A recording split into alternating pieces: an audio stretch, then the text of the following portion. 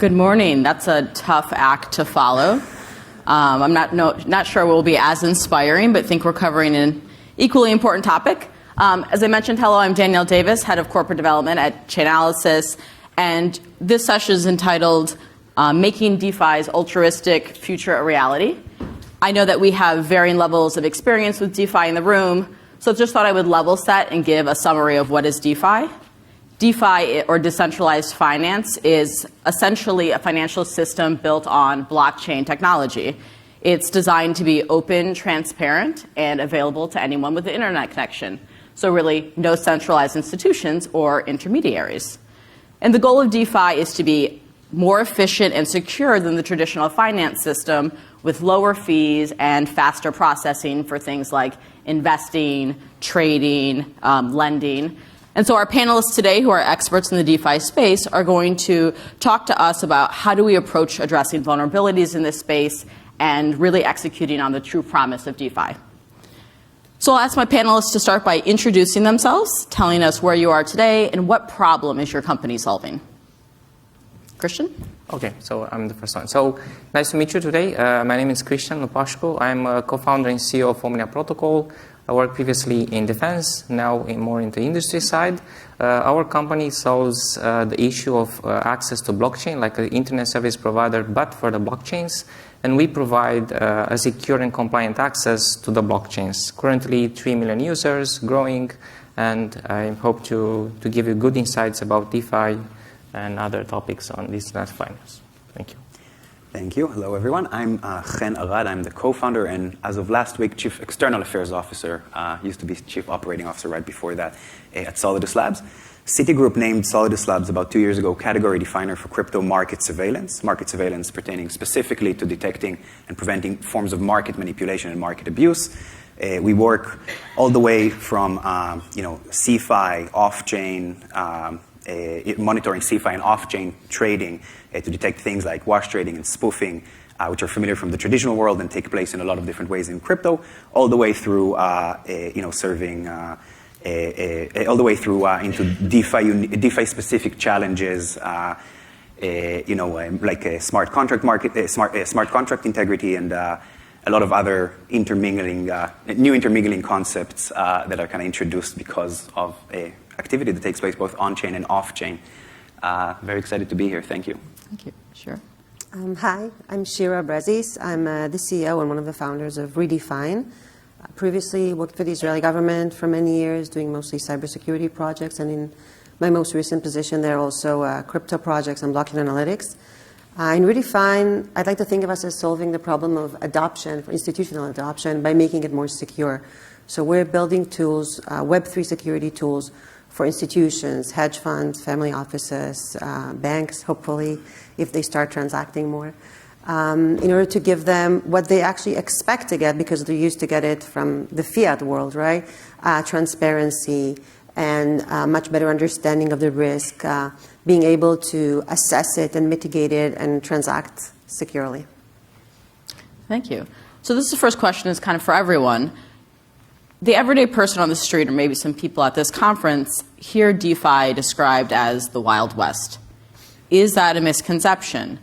What do you wish the greater industry understood about DeFi, and what do you see as the true promise of DeFi? So a little bit of multi-part. I guess we'll start on the other side of the panel with Shira. I think it's true. It is the Wild West. I'm not going to deny it in a way. I don't think that's a bad thing. I think it means it's not mature. It's not fully mature yet, but it is nascent. It's full of innovation. It's exciting, many opportunities. If you look at, a few years ago, holding crypto was the Wild West, right? I think now it's pretty secured and people feel comfortable with it. If you look farther in the past, being in the internet was the Wild West. Does that mean you don't want to be there? So I'm not scared about people calling it the Wild West. I think it makes it more exciting. Just bring a shovel and, join. The promise of DeFi is overwhelming. Once you see it, I think it's impossible to go back and say, well, maybe that's not going to happen. Let's stick with what we have right now with traditional finance. That's not an option. I think for our generation, look, the technology has advanced so much, and there's no reason in the world where we're not going to be using it also in financial services. So you can get full transparency in terms of, like, you want to take a loan. you can immediately just go on chain and look at all the smart contracts out there and easily compare all the opportunities you have in the world in terms of, what are the conditions, what are you going to get, what are you going to pay for. You're able to actually compare and make a better decision. It is permissionless, so everybody can participate. For example, Uniswap, one of the most exciting exchanges that we have, it's a guy who was fired of Siemens when he was 20-something, and he started doing this. Who would have listened to him? Like, if you were to go to a financial institution and say, I have this brilliant idea, I want to build an exchange, that would have never happened. So kind of like the internet, when you open it to everybody, you get amazing things. It is absolutely more efficient. I see liquidity moving so fast. Like, if somebody starts now something new that is better, within seconds, you see billions of dollars just moving.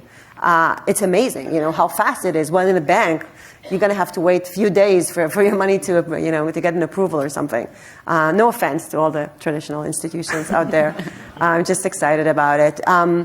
It is absolutely better in the sense that it's trustless, right? So you don't need to trust. You don't need a trustee. You don't need a lawyer. You don't need anything. You trust the code. You don't trust people, which is always, by the way, a better decision to make. And of course, by the way, this little side effect that it is also equal.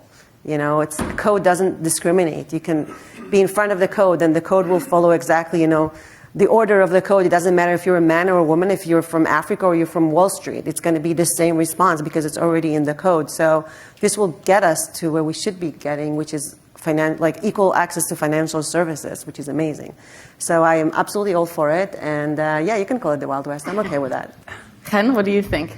I second that. The Wild West at the end of the day is about being on the frontier and putting order to the mess. I think one thing that's really important for me to say every time this idea of crypto as a Wild West comes up is that crypto did not invent or kind of innovate financial crime, fraud, manipulation. They happen more in traditional finance. When I speak to AML officers, they often say that only a few percentages of dollars laundered are ever detected. So, not to use it as an excuse, but to say it's not unique to crypto. Crypto is a new, nascent industry, and DeFi, is the very, very bleeding edge of that. And naturally, there's a lot, its technology is still being battle tested. We're learning about it a lot. But, there are still concerns gaps that need to be addressed. There's a lot of buzz and FOMO, which is, any criminal's best friend in terms of trying to scam, etc. And also, regulation is evolving, but catching up. It's not unique and special to crypto. We really have to remember that because there's actually, as Shira said, a lot of opportunities to resolve some of the issues we're seeing in traditional finance, and I'm sure we'll get to that. And B, it's new, and therefore there's still a lot of things that need to be addressed. It is in addition to that really important for me to say that having been in this industry now for 6-7 years, it is not what it used to be. So, kind of as Shira noted, crypto is not what it was 5 years ago. Market surveillance, market integrity teams that we work with today in crypto and even in DeFi firms are larger than in traditional finance, and usually, the people who work there come from traditional finance. So there's a real concerted effort. It's showing results. I think some of the examples we saw yesterday and today really demonstrate that. And so it's a Wild West that very, very quickly, I believe, being tamed, and is going to be a very comfortable place, I think, not too long from now, even for the most traditional financial institutions. And Christian, what do you think? I agree with everyone said. I couldn't add more. The only fact that I would factor in, it's the speed that we are seeing in crypto, and I think that gives another, let's say, angle of the Wild West, because 1 year in crypto, it's 10 years in Web 2, right? So once you get on a technology, you understand and you know how to manage the risk. The next 10 days or the next month, it's a totally different, let's say, situation. So I think that gives another complexity in the wildness, but I think there are enough tools in the space that we can use to understand and to manage the risk in a good and actually in a better way that we did 10 years or 5 years ago. That's my takeaway. No, and I think what I hear everyone saying is there's a lot of opportunity. Like Hen said, it's the bleeding edge. So I guess I'd ask, Christian and Hen, if the true promise of DeFi is a more secure financial system where we have control of our assets, what's holding us back from that? Is it just that it's so new? Sort of what are the vulnerabilities? I think one of the probabilities is that we understand with slow speed what is happening. Like for most of the people in the Web3 which are experts, it's easy. But for the rest of or for the people that want to onboard on Web3, it's a bit difficult to understand what it happens, and they may feel that they don't have the proper tools. But we do have it. It's just the speed is very high, and we need to adapt very fast to what it's happening. And another angle that I'm seeing is that there is a lack of user experience for the majority of the users. So most of the users are scammed or potential victims of crimes because they don't understand fully the technology. And I think our job is to make those tools to be in such a way that every person in this world can use it, DeFi, in a secure and compliant way. That's my thought. I would have loved to disagree to make things more interesting, but I agree completely. I'll add to that. I think at the end of the day, for DeFi to fulfill its potential, there are two main things here. One of them is, of course, additional use cases, killer use cases that get to people more easily. And we're seeing that, and there's a lot of work all the way from gaming to finance. The other piece is obviously risk mitigation. We see our mission as enabling the potential of decentralized finance by mitigating the risks without limiting, the merits of decentralization. I think it's very important for the industry to understand that accessibility doesn't just mean something anyone can access. Accessibility also means something, someone without a lot of specialty or expertise can access without knowing that they're not going to be, manipulated off the top or scammed off the bottom. And when it comes to DeFi, where at the end of the day, the idea is to disintermediate, at least to some degree, certain financial services, a lot of that means simplifying risk. Meaning, if you want my grandmother, to use a DeFi protocol, okay, she needs to have ways to understand, directly without going through a bank. And by the way, she's interested. She's asking about it.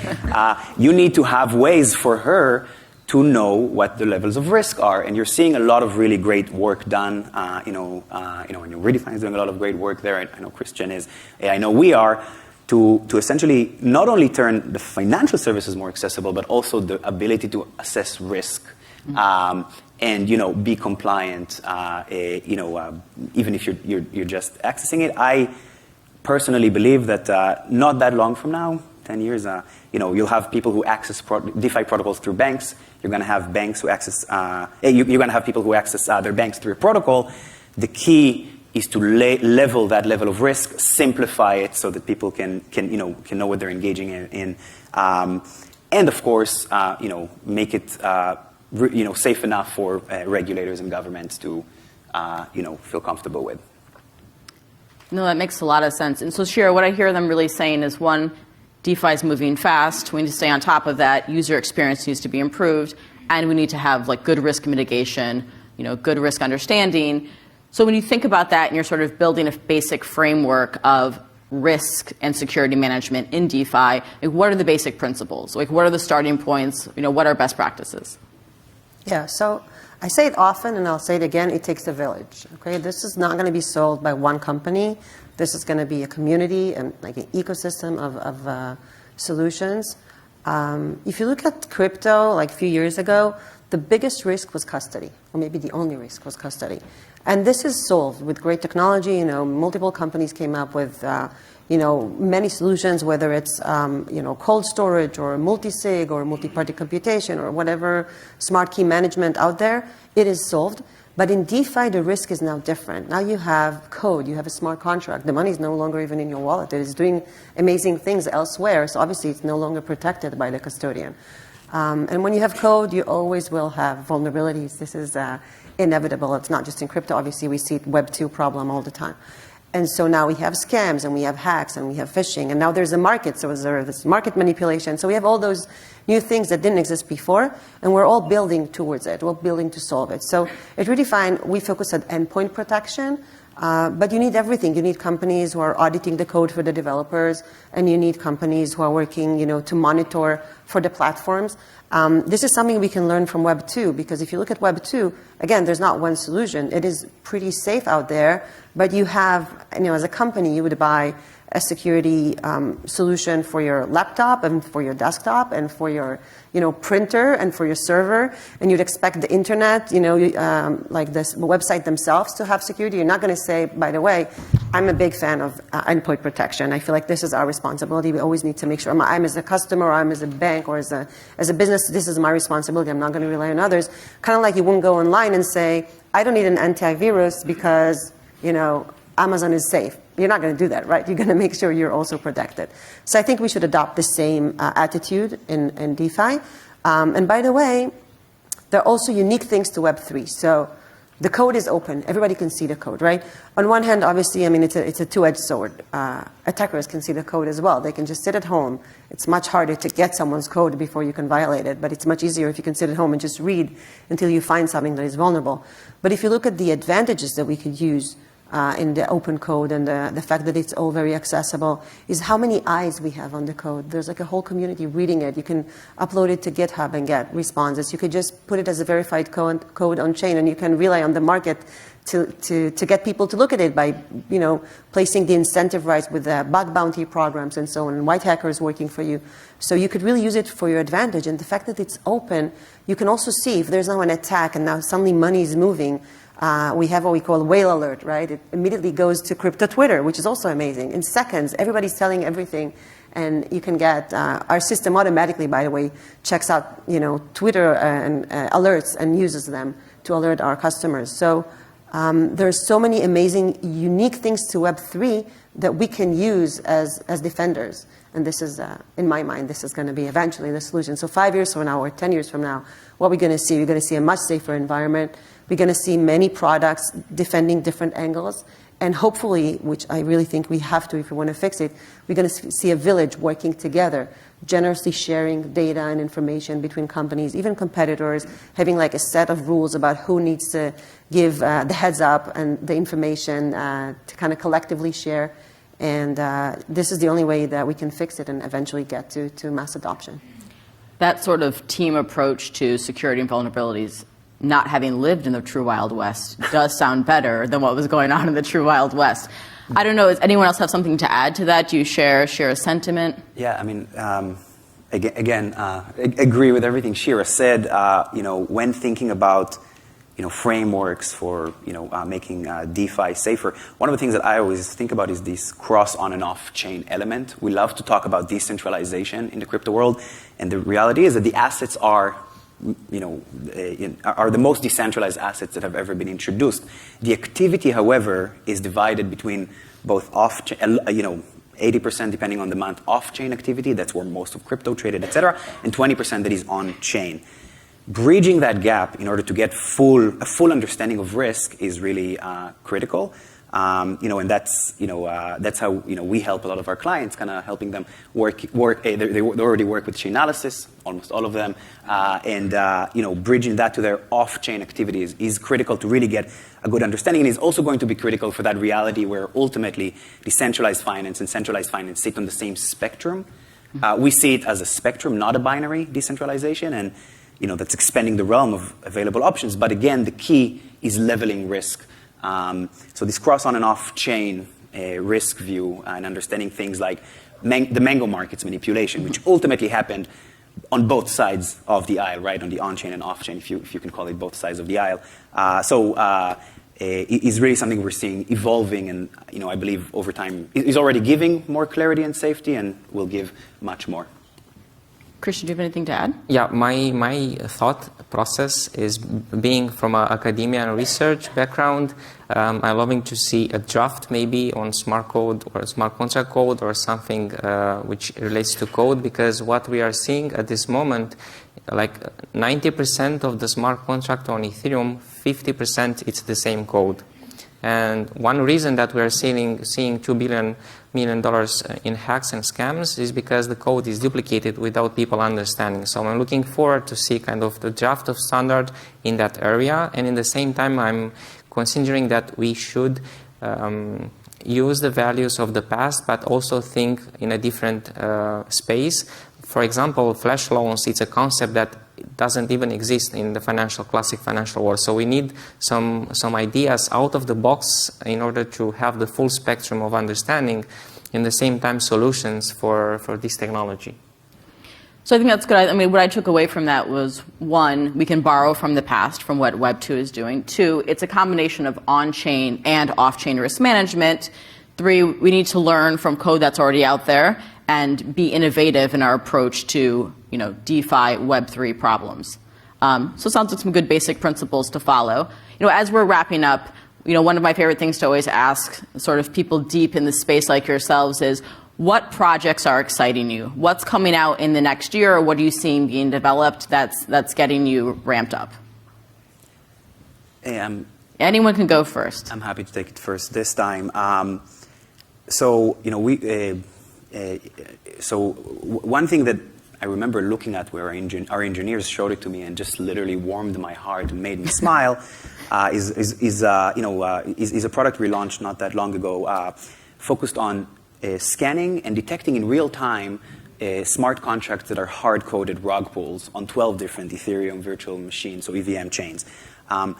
It's really cool. It's also, in the spirit of simplifying risk, it's also freely open to the public. Anyone can go on tokensniffer.com and plug in a smart contract address. It immediately scans it to detect a wide array of hard-coded rug pulls, to basically say it's a scam. A hard-coded rug pull, just to be clear, is meaning there's code in there, oftentimes, by the way, as Chris said, that was just copy-pasted, slightly adjusted, so it's kind of hard to notice the differences, even for people who understand code. So there's code in there that essentially allows depositing money and in various ways prevents withdrawing it. So a very famous example was Squid Game's token. Mm-hmm. Now it's really exciting for me because I think in a lot of ways it embodies the principles that you so aptly summarized, Danielle. It takes open code that's out there that anyone can scan. It scans it upon deployment and it tells whether it's a scam or not. It's really exciting for me also because in traditional finance, to know that something was a scam, enough people had to be scammed in order for it to be reported. When we show regulators and law enforcement that you can just detect it the moment it is deployed, yes, they're concerned about the fact that there's a new scam deployed on these 12 EVM chains every 4 minutes, but they also begin to understand the potential of this transparency. And there are a lot of other really cool tools like that out there, which make me very excited. Christian? For me, the most interesting stuff that I see into the space, and I see that it's becoming huge, and also we are seeing solutions, is the MEV space, the minor, the maximal extracted value that we are facing right now, especially with the meme coins.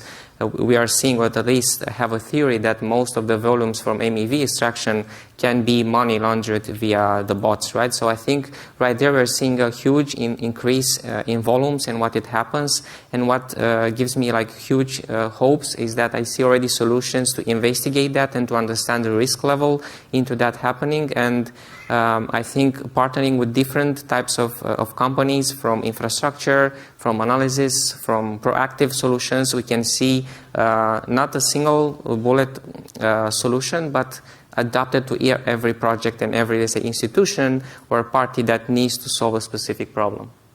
Very cool. And Shira, to wrap us up. Yeah. First of all, I love it that everybody says, something else, because there's so many things happening. You just need it's a to great part one. of the ecosystem. Yeah. So I feel like there are many things that are happening that I'm excited about. On-chain identity is getting interesting, and I'm personally very interested in privacy solutions that are based on the zero-knowledge proof. But if I had to choose one thing, like one big thing for me, is account abstraction. And I'll explain what it is. Because I think this could really change and bring mass adoption, because it really changes the way people will hold their money. But in terms of custody, that is a problem. Like, I want your grandma to be on DeFi, but to be honest, right now, it's not easy. So have her call me later.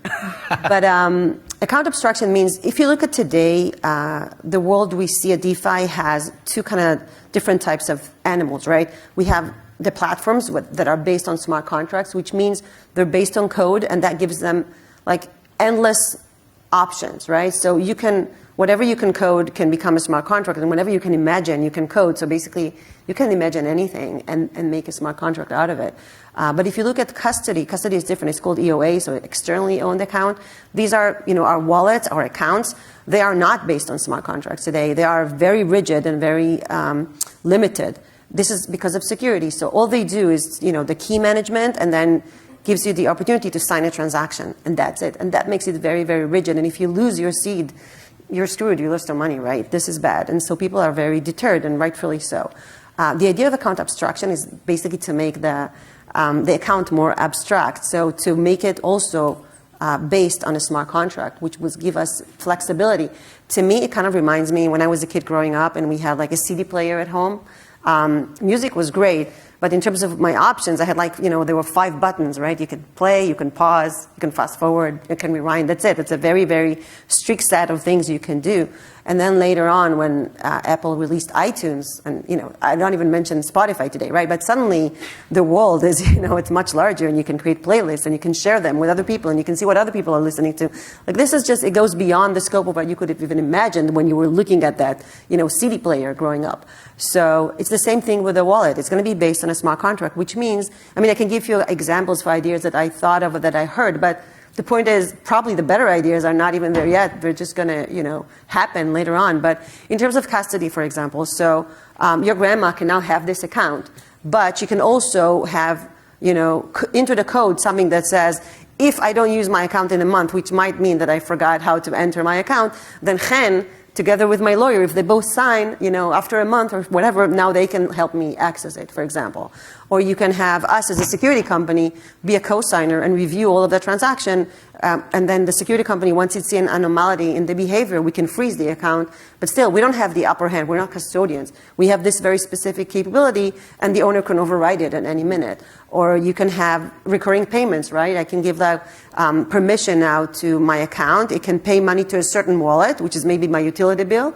Limited amount on a limited, once a month or once in 2 weeks and so on. So I can play with it. I can do many things. If you have like an NFT that is very precious to you, you want to be able to transact on a daily basis without it being very difficult. But this NFT, it's very unlikely that you want to transfer, right? So maybe you're going to ask for, 20 people's signature before this can move, something rigid. Or maybe once it's signed, there's like 48 hours before it's actually released. So you can think of different ways to kind of protect it. And today, this is your Bored Ape that you don't want to sell. But tomorrow, this is going to be the deed on your home that you want to make sure is not going anywhere, right? Yeah. So, it's endless. There's so many things that can happen. And I think this is going to be a very important step in terms of adoption once we have that. Makes total sense. More flexible, security, and control. Well, thank all 3 of you very much for sharing your thoughts with us. Let's give them a round of applause, everyone. Thank you.